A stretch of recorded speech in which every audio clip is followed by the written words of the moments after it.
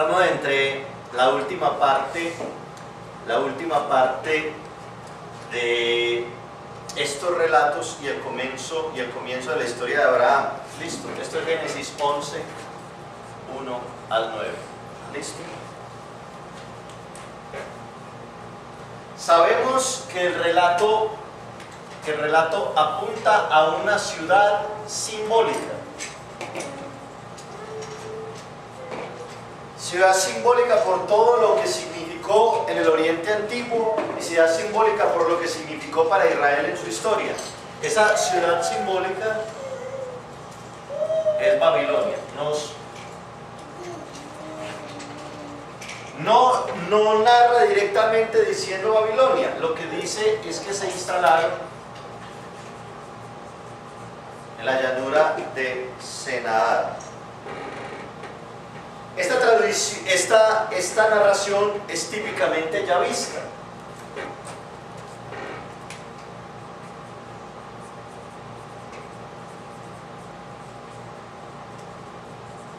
Listo, recuerden que yavista es la jota. Y sigue una dinámica normal después del pecado. ¿Cuál es la dinámica del después de la narración del pecado? Que Dios es el árbitro que castiga el pecado. Listo. Entonces, básicamente la historia tiene esta dinámica que marca la narración ya vista es la siguiente. El hombre está bien, hay un bienestar. Listo. Luego hay un pecado que comete el hombre y tiene como subsecuente, como consecuencia, como natural desenlace, el castigo. Este tema es yavista. Ese tema es yavista. El hombre está bien en el paraíso, mete la pata y lo castiga. Caín y Abel está bien, mete la pata, lo castiga. El mundo entero está bien, mete la pata, lo castiga. ¿Me entienden? Es el, digámosle, fundamento de las narraciones yavistas de estos 11 primeros capítulos, tipificados en la Torre de Babel.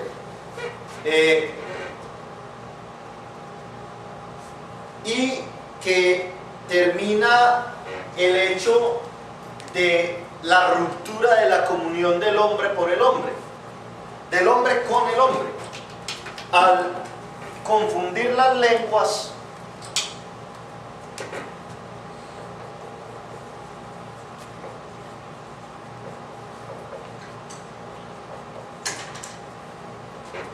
En el relato se expresa la ruptura del hombre con el hombre porque el pecado de construir la torre estaba fundamentado en que hablaban una misma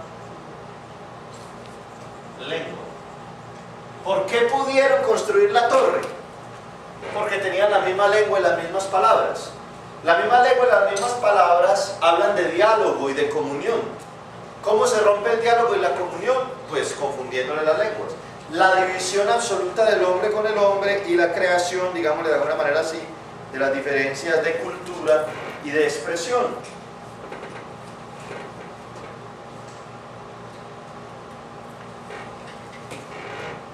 ¿Cómo sucedió esto? Esta ruptura del hombre por el hombre, sucedió porque el hombre mismo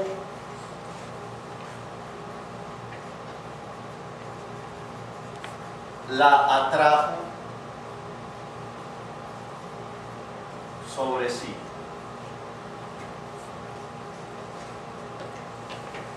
La catástrofe esta ruptura, la atrajo el hombre mismo sobre sí. ¿Cómo la atrajo el hombre mismo sobre sí? ¿Qué fue lo que originó que Dios tuviera que castigarlo? Lo mismo que originó el castigo en el capítulo 3.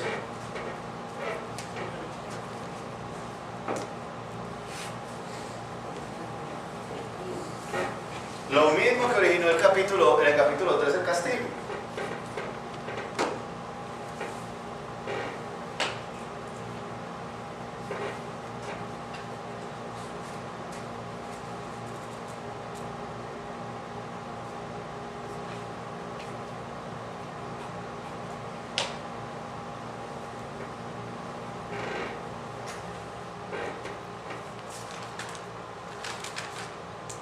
Muy bien, hasta ahí estamos entendiendo. La construcción del sigurat, no de la ciudad, la construcción del sigurat o de la torre, tiene en la intención teológica del yavista, las siguientes características. El hombre tiene el deseo de alcanzar a Dios por sus propias fuerzas.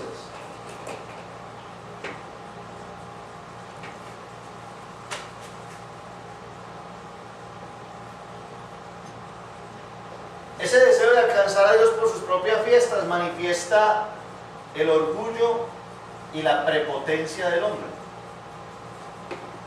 ¿Por qué? Porque como les dije, para los judíos, Dios está en una esfera superior e inalcanzable para el hombre. El hombre puede ser alcanzado por Dios, pero el hombre no puede alcanzar a Dios con sus propias fuerzas, sus propios mecanismos, sus propias creaciones.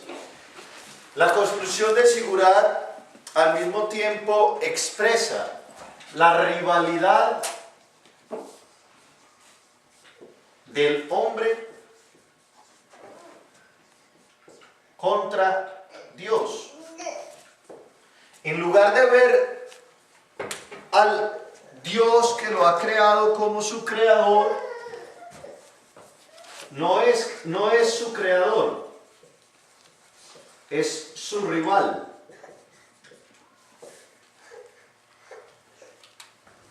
Es una competencia para alcanzarlo. Si el hombre llegara a habitar el ámbito de lo divino, ¿en qué se convierte el hombre? En Dios. Exacto. Esto es, la construcción del sigurat implica alcanzar el ambiente de lo divino.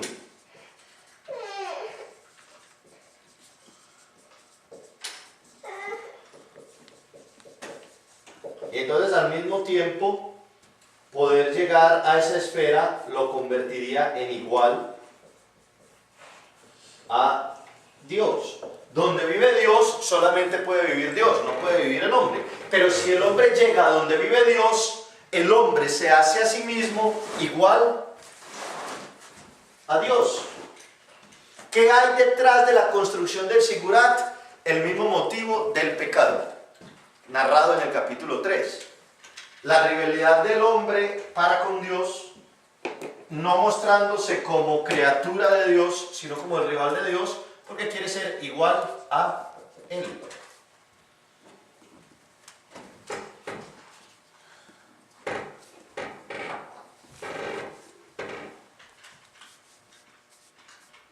Y lo tercero es la búsqueda de la gloria.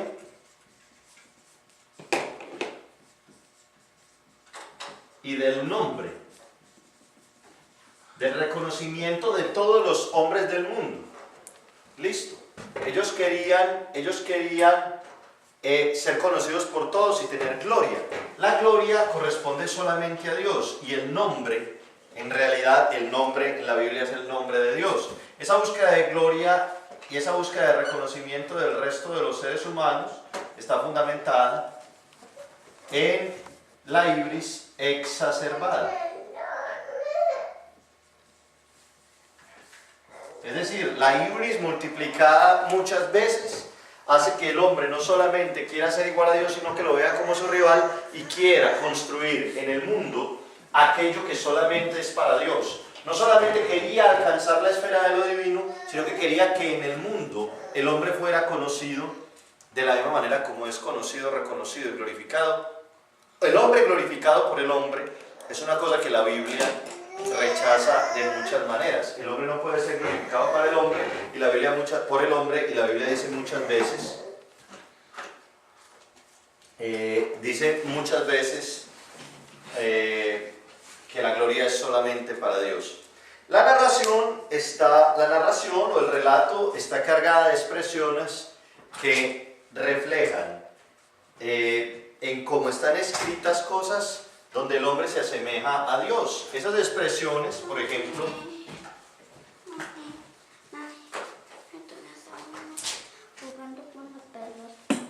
fíjense, por ejemplo, esto: vamos a hacer, o vamos a hacer.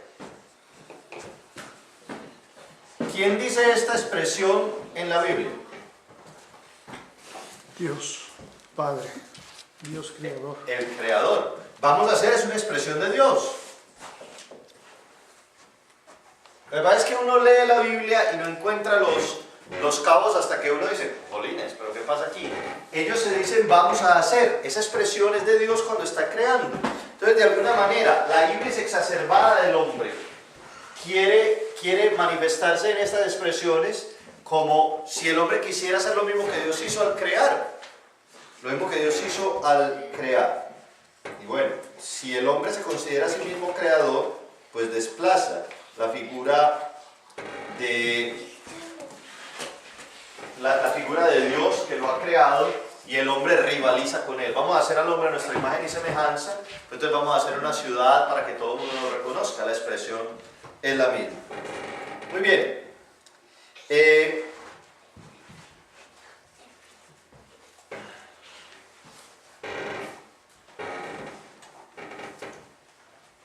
La utilización de los ladrillos,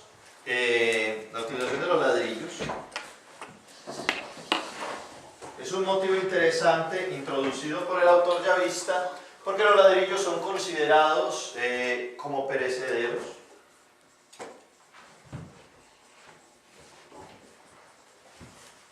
Y frágiles comparados o en contraposición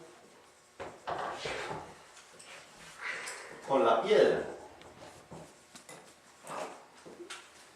Incluso en algunas murallas, en algunos baluartes alrededor del mundo, la piedra era sellada contra la otra piedra y unida contra la otra piedra con sangre en algunos lugares.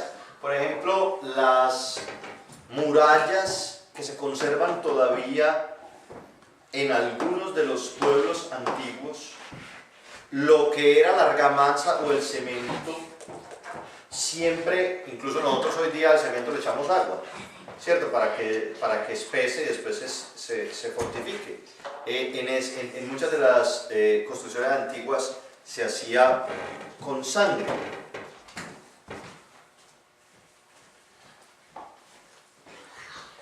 Entonces,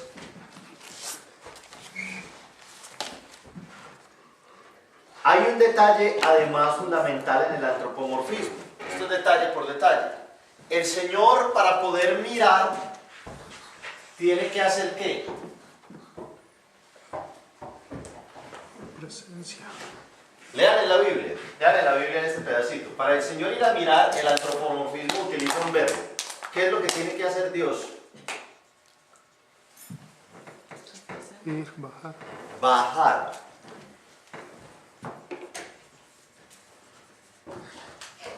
¿Por qué tendría Dios que bajar si ellos querían llegar al cielo?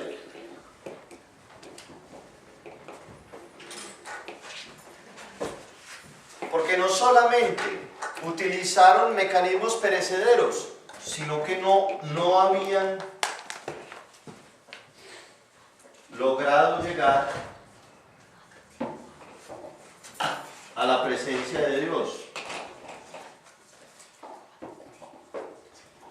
Ellos querían llegar hasta Dios, pero la construcción no era lo suficientemente alta. Dios tiene que bajar a mirar la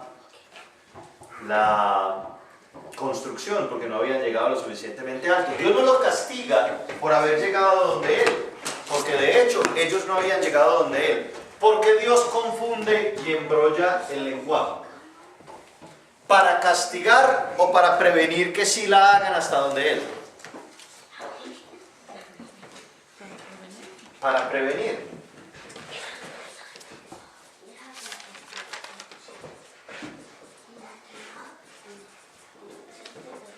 Preventivo, no punitivo. ¿A qué nos recuerda a Dios haciendo algo preventivo, no punitivo?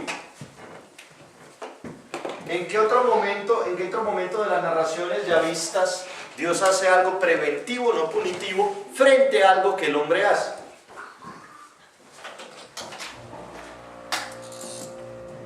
No se acuerdan. Desde el comienzo. No. Hay otro momento. Recuerden que esto nos está recordando este tema. Esto nos está recordando este tema. Y como recuerdo de este tema, hay un detalle. ¿Recuerdan ustedes por qué Dios expulsa al hombre del paraíso?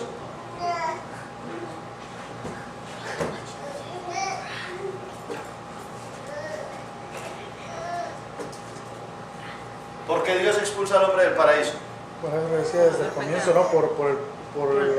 Él los previno de que no comieran del...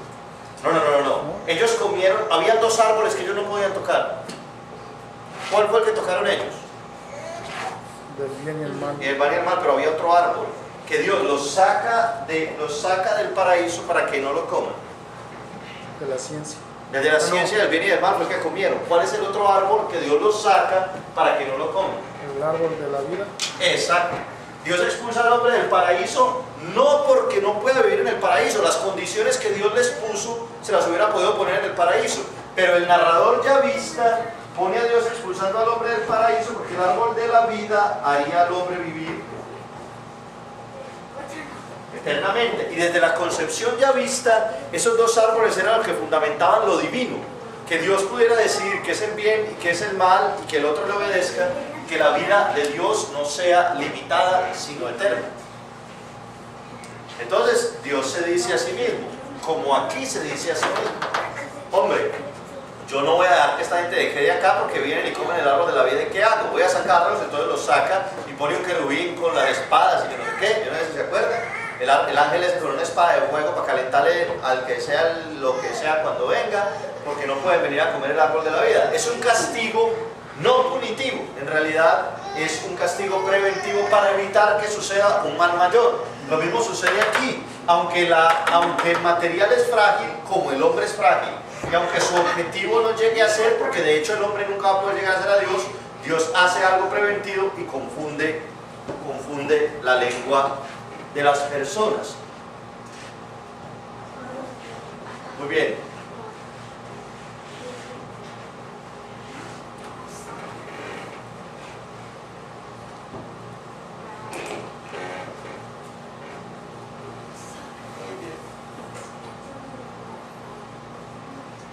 Entonces, vamos a terminar esto haciendo una conclusión. Esta expresión, ustedes pueden ver la similitud con lo del Edén, con el castigo, con lo que pasó con el pecado. Este es como un cierre de la narración ya vista de una cosa muy sencilla, de que el hombre, confiando en sus propias fuerzas, lo único que logra es autodestruirse.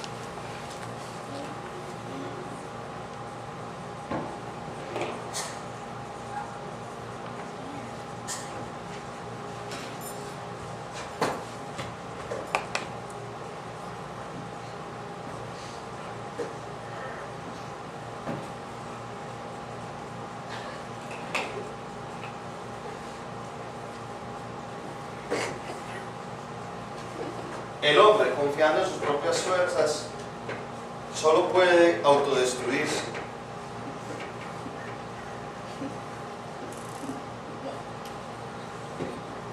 Y, como si fuera un paréntesis, cierra un capítulo lleno, cierra las transgresiones.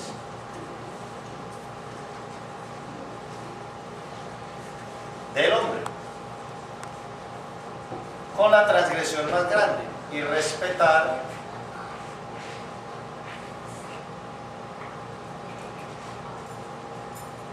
el límite natural entre Dios y el hombre. Si ustedes miran del capítulo 3 al capítulo 11, son un montón de transgresiones, de pecados, de cosas mal hechas del hombre. que Dios tiene que estar arreglando aquí, moviendo aquí, curando allí, arreglando allí, solucionando aquí. Dios tiene que enfrentar que el hombre está constantemente rivalizando con él. En la Torre de Babel, la ibris exacerbada del hombre lleva al hombre a pensar que hasta el límite natural entre Dios y el hombre puede ser rebasado por la misma actitud y capacidad constructora y transformadora del mundo que Dios le dio, pensando que él en su propia capacidad puede llegar a ser como Dios.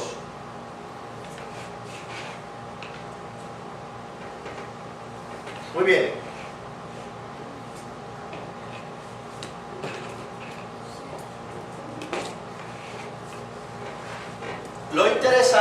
Lo interesante, una cosa para mirar aquí al final, es lo siguiente.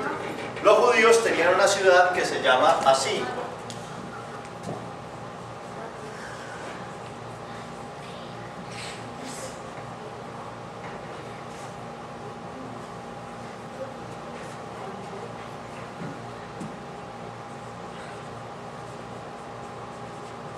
Casa de Dios. Casa se escribe Bayit, y estamos hablando de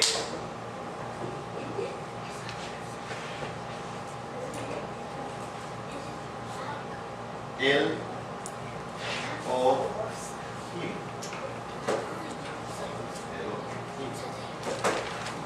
Betel significa la casa de Dios, en contraposición de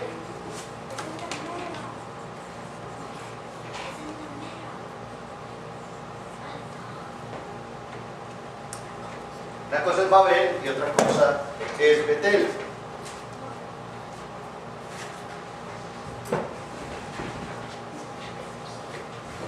Muy bien. ¿Qué cosa tiene que hacer Dios para solucionar este problema en toda la historia de la Biblia?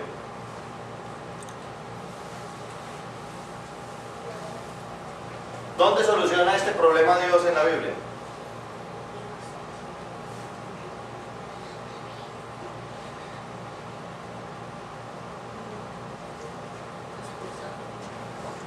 ¿Cuándo soluciona Dios este problema en la Biblia? Esto. Dios arregla ese problema en la Biblia. ¿En Pentecostés? En Pentecostés. Una de las cosas que yo más alego a los carismáticos, alego, es que la manifestación más clara de lo que el Espíritu hizo en los apóstoles no es que una persona empiece a hablar zarandajas, sino que una persona hable y le entienda. Porque recuerden que así como de todos los pueblos de la tierra, fraccionados por la división de las lenguas, se hicieron las diferencias, un solo pueblo fue hecho por la acción del Espíritu y la predicación de los apóstoles del día de Pentecostés. Habían en Jerusalén hombres de todos los pueblos, y hacen una lista como de 15 pueblos ahí, y todos les oían hablar en su propia lengua. Entonces, esto se soluciona con la acción del Espíritu, en Pentecostés. Luego de esto, la Biblia nos vuelve a hacer el mismo mecanismo. Entonces, ya tienen, esto lo han entendido bien.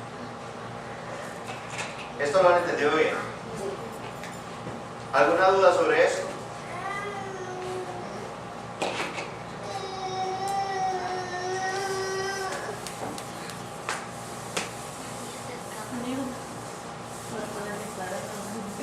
¿Qué? Ninguna, para poner mi cuaderno abajo de la almohada. ¿Para qué? A ver si